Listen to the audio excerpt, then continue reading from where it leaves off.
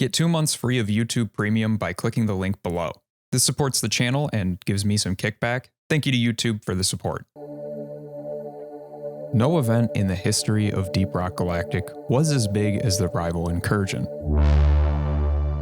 Threats to DRG's monopoly on Hoxie's usually come from inside the planet itself. This was the first time that an outside force wanted a piece of that pie. While there isn't much directly stated about the rivals throughout the game, there's a surprising amount to infer and speculate about, from how the rival operations functioned, how they increased their efforts further on the planet, and most prominently, what was their true motive. For a fleet described by DRG as prospecting, they sure as hell didn't do a lot of it. What was really the goal of an autonomous fleet coming to this planet?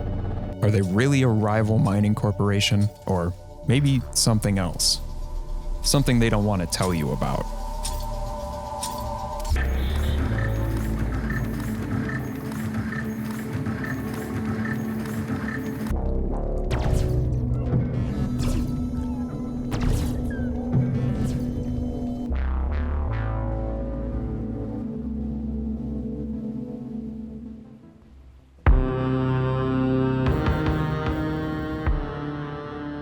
As stated by Mission Control at the beginning of Season 1, any form of communication was not successful.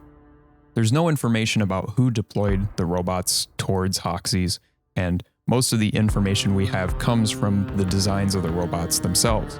Comprised of entirely bronze-colored metal and accented by reddish-orange lights, the rival fleet is very sleek. Most of it has sharp angles and appears relatively unfriendly, except for the Prospector, who, in my opinion, is kind of adorable.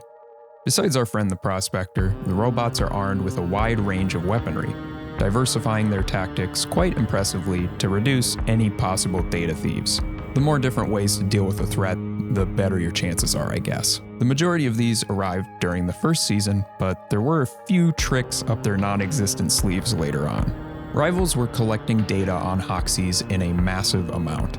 They were setting up structures to protect this data, and DRG's primary goal was to eliminate this threat to their planet in any way.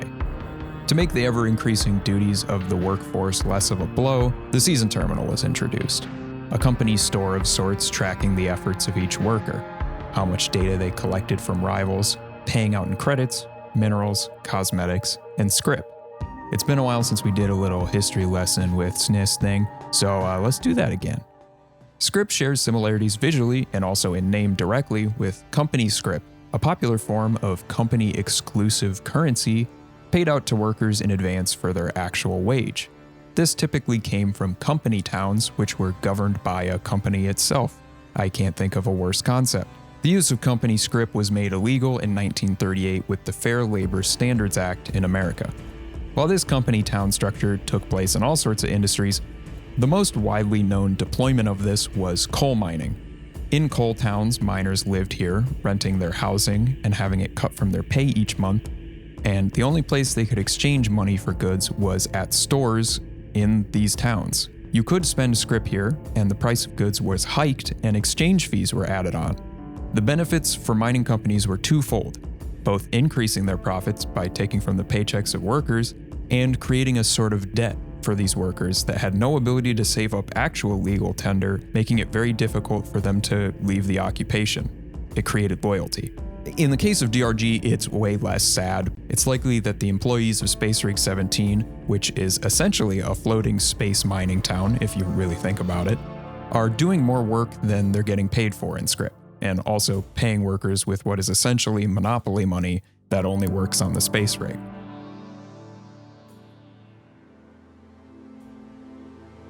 During Season 1, the rival robots were setting up their network of collecting data on Hoxie's, which we talked about.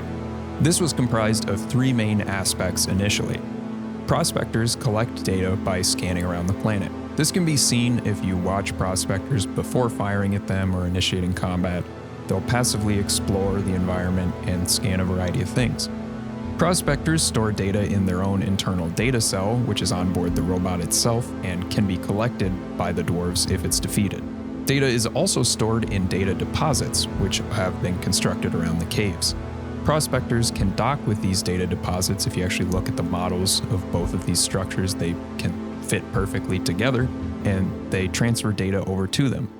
Data cells are then combined into data racks, which are housed in a vault, protected by a caretaker. All of these structures are protected by patrol bots, a fast-moving threat that both rolls and flies, making them unpredictable and lethal. Combine this with swarms of small bots called shredders, and you have quite a difficult fight ahead of you. The data vaults are also protected by stationary turrets, all of which have their own way of hurting threats: burst fire, snipers, propulsion fields. This was the initial threat of the rivals, a network of data webbed throughout the tunnels of Hoxie's, housing every type of defense needed to repel any threat that comes by.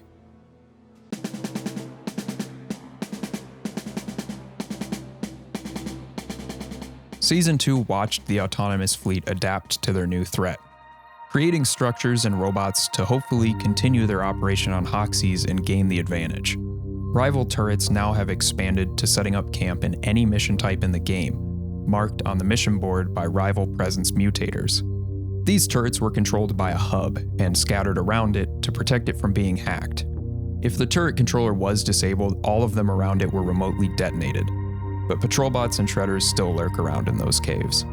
They also created communications routers on Hoxie's attached to a web of antennas. These were likely used to send data wirelessly stored in the router on a data cell, possibly to other routers and other rival hardware on Hoxie's to decrease the loss of data from the Dwarven offensive. The more backups they have, the less likely the data will be destroyed. When interfered with, they enter a self-destruct mode and leave dwarves with only a few minutes to successfully disable it and claim the data cell. And then there was the most concerning new threat.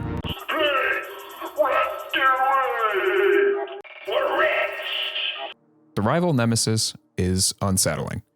It plays back a distorted, uncomfortable recreation of common dwarven phrases in hopes to trick those into a sense of security, only to use its nasty claws to grab them up. On defeat, these spawn waves of phase bombs, and often leave dwarves with some uncanny last words. I've seen things you dwarfs wouldn't believe.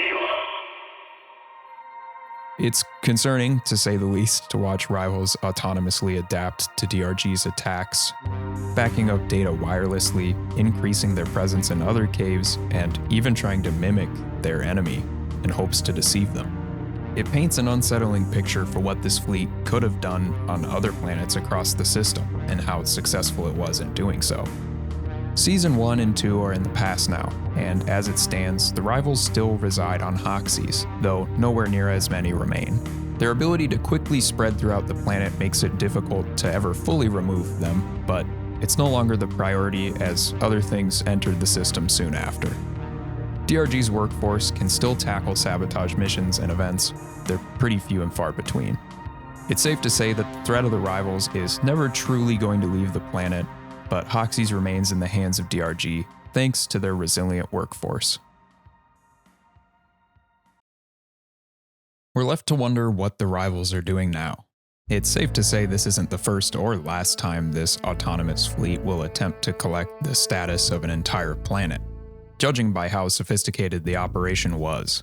Since no communication could be made, we'll never know the true size of this operation or who is behind it all.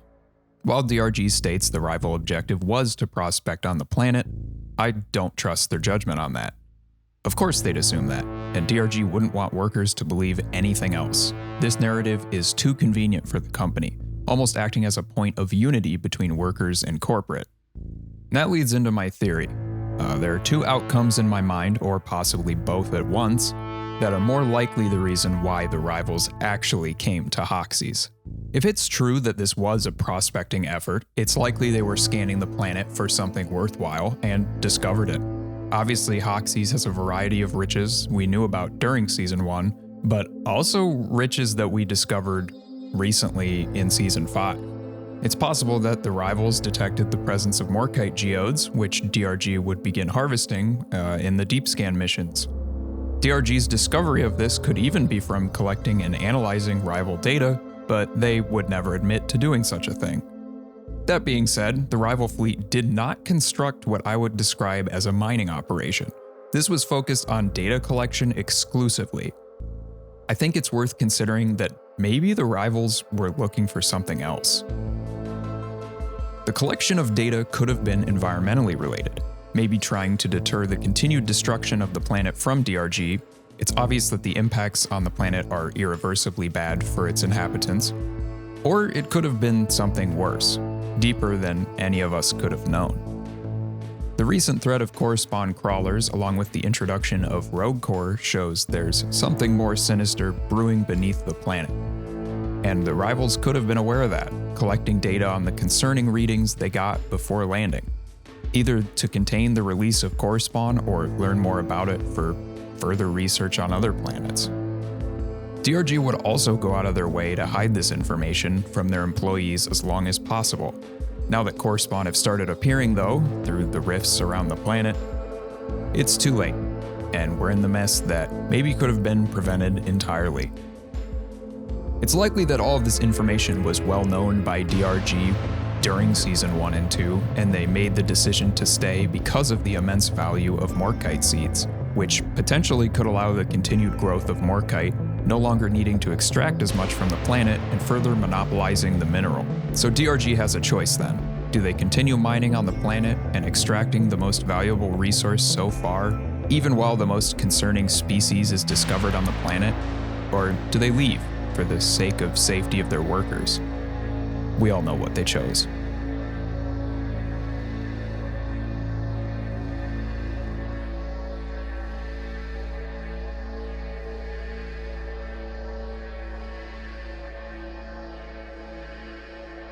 That's my theory for the rival incursion. They weren't here to profit, they were here to protect. And I'm interested to hear your theories in the comments.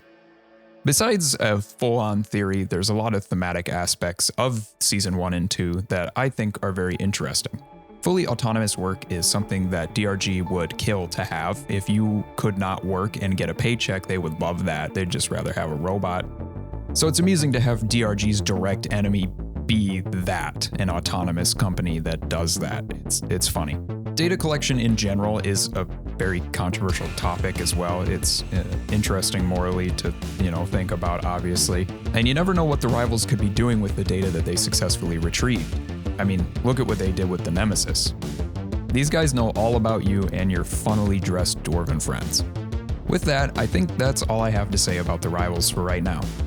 Again, comment your thoughts on the rivals in general, both the lore that they gave in game, my theories, your theories, and just generally DRG's attempt at furthering the universe during Season 1 and 2. I think it's one of my personal favorite story aspects of the game. I also really like Rockpox, which I'll probably talk about sometime in the future. That's all for now. Thank you so much for watching this video, and thank you to my patrons who make this stuff possible. If you want to support further content and see my videos ad-free and early, please consider doing so. Rock and Stone.